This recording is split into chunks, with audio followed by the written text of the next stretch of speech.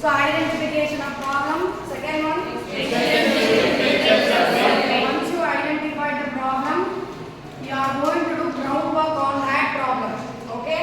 So what is that problem? So if you want that, you can move. No problem. Come this side, Balaji. Come this side. Extension. Okay. So identification of problem is first. Related to that problem, you are going to do a study. That study is have any other face the issue. So what was the solution they have given? Can I able to implement the same solution? If I am implementing that solution, what about the feasibility? Okay, that is what second extensive literature survey. Once I have done literature survey, I will be moving on with setting up of hypothesis. So there are two forms of hypothesis. One is alternate. So null can be represented as x1. Alternate hypothesis can be represented as x1. So null, you are taking two variables together and you are proving that there is no relationship. Okay? Alternate, there is a relationship.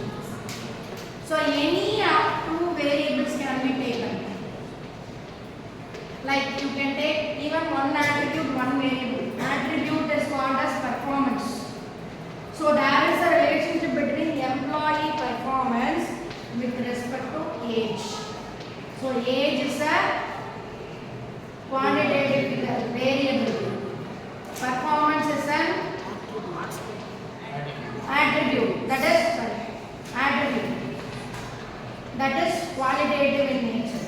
So any two variables and attributes can be taken together, or you can able to identify productivity leads to experience.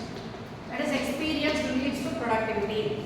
Experience is also a quantitative figure. Productivity is also a quantitative figure. So whenever experience is increasing, there is a greatness in productivity. You can set up, there is no relationship between experience and productivity. There is a relationship between experience and productivity. At last, most of the hypotheses you are setting, H0 will be accepted.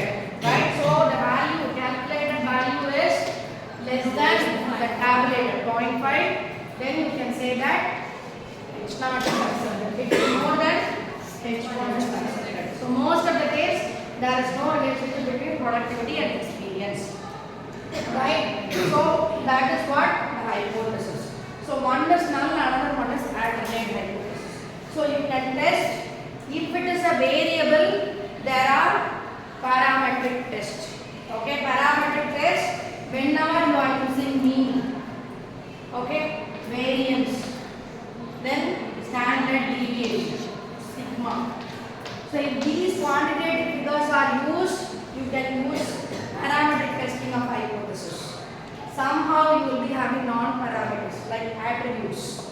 Okay, so performance of an individual, ability of an individual, perception of an individual, personality of an individual, job satisfaction level of individual, how far they are retaining, that and all you cannot go with quantitative figures. So they are all qualitative attributes. That way you can go for non-parametric testing. So you have set of non-parametric tests. So what are they? Okay. Man-Whitney test,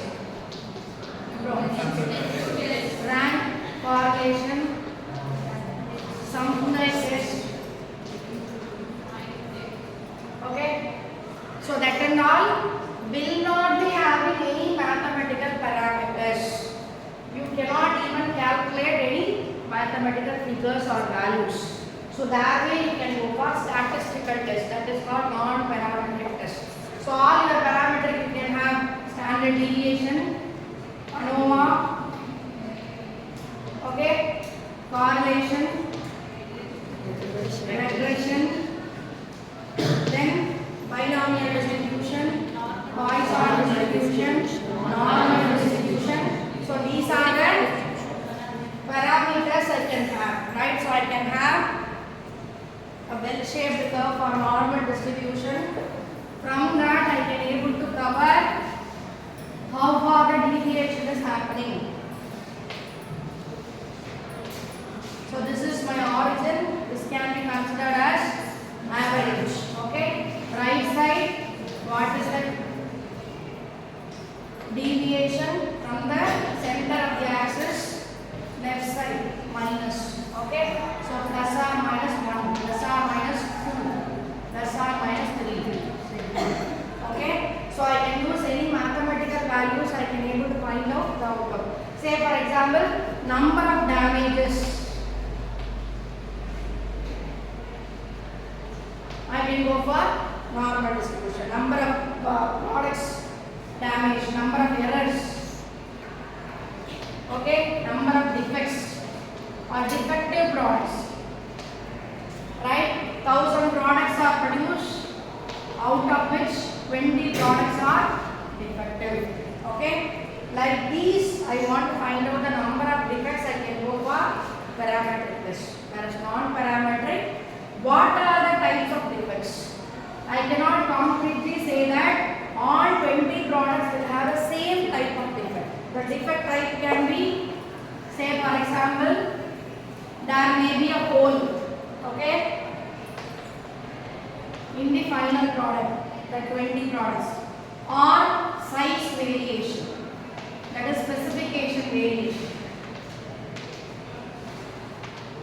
Specification, say for example 10 mm should be the length, so the length may be 10.1. If it is so, I can able to go for parametric list. Or I may be having variation in the shape. Okay, it has to be circular, but at last I have gotten elliptical. Okay, so if these kinds, I cannot completely say that all 20 products are having the change in shape. I cannot say that. All 20 products are having change in length. The damage is due to a hole formed in the final product. So these are the reasons I can able to go for non-parametric. So number of defective products, I can go for parametric test. Type of defects, I can go for attribute test or non-parametric test. So I cannot say that all the, say for example, first hour I am producing, first day of my production I am producing 1000. That 20 products are defective. Okay. Second day. So on 30 days of production I can able to evaluate. So till 30 days, 15th day I have maximum defects. 35 number of products are defective. So all the 35 out of that 20 products are having same type of defect. Type of hole may be there, size may be there, or change in shape. I cannot say that. So and at the end of 30 days I will be calculating the number of defects. Say for example, 30,000 products, out of which 250 products are defective. So this way I can go for parametric, and what are the type of defects in this 250 can be called as non-parametric test. So I can go for any one kind of test. Okay. Suppose if I am using chi-square, so there are three forms of chi-square. So what are they? Chi-square, non-parametric test, chi-square, goodness of fit, then chi-square for independence or association between attributes. So my two variables are attributes. Say like ability of an individual, if they are able, they have more capability, the performance may be good. So they leads to better performance appraisal. These two are attributed figures. I cannot count the number. So if it is so, I can go for chi-square test of independence or association between two attributes. Chi-square test non-parametric. One can be, like I said, performance appraisal or the performance of an individual with respect to age. So this is an attribute, this is a variable. So what?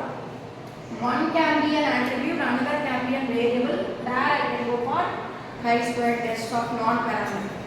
And the last one is goodness of basic. That means, so out of 30 days of production, on day 20 I have maximum number of failures or defects. This can be, I can go for goodness of it. That means number of products are very less on the remaining days of production or less in the remaining days, only on day 20 more number of defects.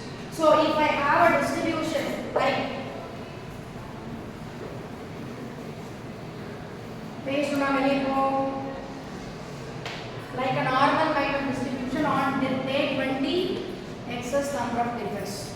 So remaining days I have minimum number of defects. So goodness, I am fitting that on day 20 only maximum number of defects. So what was the reason behind it? That may be on the day, power shutdown day might be. So or more employees have taken leave. Right? Or it may be a nearing weekend, it may be a Saturday. So that may be a reason, or it may be a continuous holiday. If they are putting one day holiday, they may be able to avoid 5 days. What was the reason which is creating a greater impact towards output? If I am analyzing that, I can go for goodness of fit, chi-square goodness of fit. Say for example, whenever I am recruiting a person, I am hiring a person for a housekeeping or like security job.